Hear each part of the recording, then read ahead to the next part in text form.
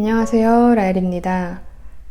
오늘은 갑진년, 2024년의 운세와 대략적으로 큰 틀에서 어떤 움직임이 있는지 그런 것에 대한 이야기입니다. 계묘년이 아직 좀 남아있지만 이제 하반기를 향해서 달려가고 있기 때문에 이제 갑진년의 흐름은 어떨지 한번 이야기해 볼게요. 자, 이제 갑진. 갑진이라는 글자가 이렇게 생겼죠. 갑진이라는 글자는 이제 천간의 이 갑목은 큰 나무, 또 색깔로는 초록색을 뜻합니다. 또 진이라는 글자는 용을 뜻해요. 이제 용띠의 해죠. 이 두 개를 합쳐서 이제 청룡의 해가 됩니다. 자, 이 천간의 갑목은 이제 지지로 만약에 내려온다면 범을 뜻해요. 임목을 뜻하죠. 그리고 원래 이 진토는 용이죠. 범과 용. 굉장히 이제 매우 기가 강한 동물들을 뜻합니다. 그래서 그만큼 갑진년은 좀 다이나믹한 한 해라고 볼 수 있어요. 특히 이 지지에 있는 이 용이라는 글자는 용은 사실 이제 현존하지 않는 동물이죠. 그래서 상상 속에 존재하는 하늘로 승천하는 동물을 뜻하는데 그만큼 갑진년은 큰 그릇이 되는 이제 한 해예요. 여기서 각자 이제 일간별로 띠별로 사주별로 다 다르게 작용은 되지만 이 큰 흐름에서 2024년은 큰 흐름에서 그릇이 큰 한 해로 풀이가 될 수 있습니다. 이제 이런 부분이 당연히 개개인에게도 이제 영향을 미치죠. 같은 사주라도 어떤 특정 해가 움직임이 많은 해면 움직임이 강한 사주는 더 움직임이 강할 것이고 또 움직임이 활동성이나 이런 게 좀 떨어진다 하더라도 이렇게 다이나믹한 한 해를 맞이하면 그런 활동성들이 좀 올라오게 되죠. 그래서 갑진년 자체가 우리나라에나 개개인에게도 활동적인 이제 한 해가 될 걸로 보입니다.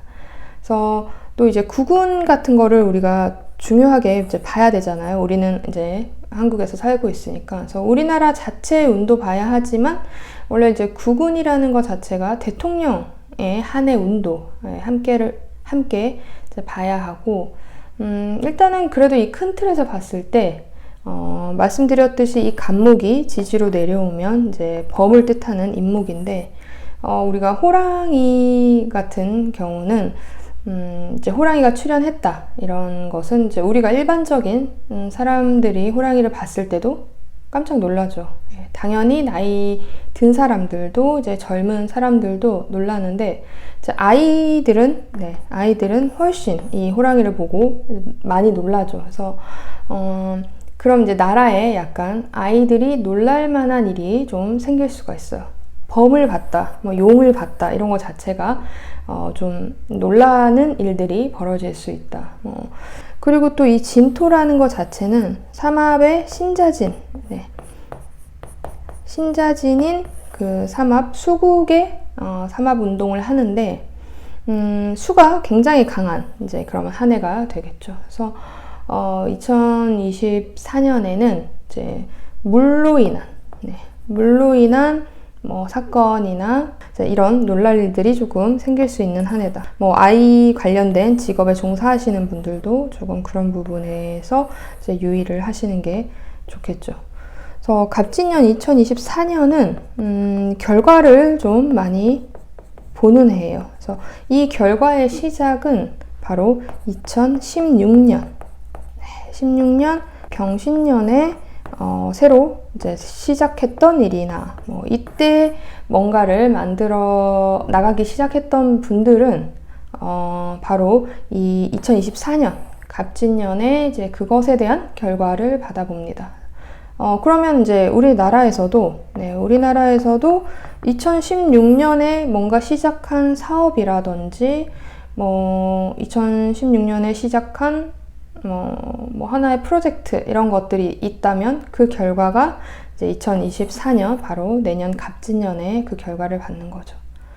근데 그 결과가 이제 앞서 말했듯이 이 진토라는 것 자체가 하늘로 승천하는 용이죠, 용. 그래서 운이나 뭐 각자의 사주에 따라서 다 다르게 받겠지만 이동 변수가 많은 그런 결과를 받아요. 그래서 결과를 받고 그냥 안정적으로 있을 수도 있겠지만 있기보다는 좀 이동이나 변화를 그 결과로 인해서 받는 거죠.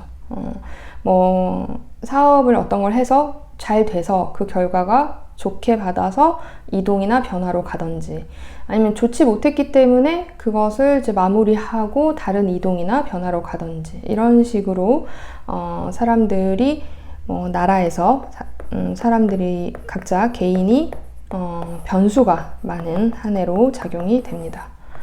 자, 그러면 당연히 각 사주별로 뭐 그런 내용들은 다 다르겠지만 사주에 특정 글자가 있는 분들이 더 많은 이제 변화와 이동을 가지고 있어요.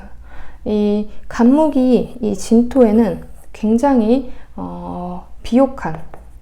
비옥하고 넓은 대지에 충분한 물을 머금고 튼튼하게 자라고 있는 나무라서 사주에서 이 간목이라는 글자를 중요하게 사용하시는 사주, 좋은 한 해라고 볼 수 있어요.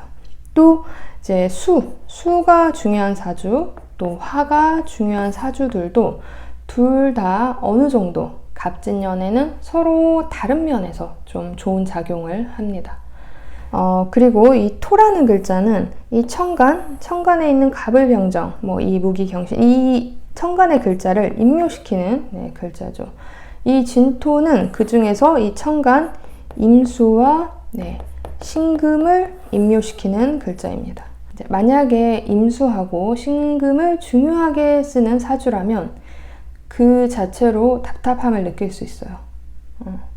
진토는 이제 봄에서 여름으로 넘어가는 간절기라, 봄에서 여름으로 넘어가는 그 간절기가 되게 운동성이나 활동성이 크죠.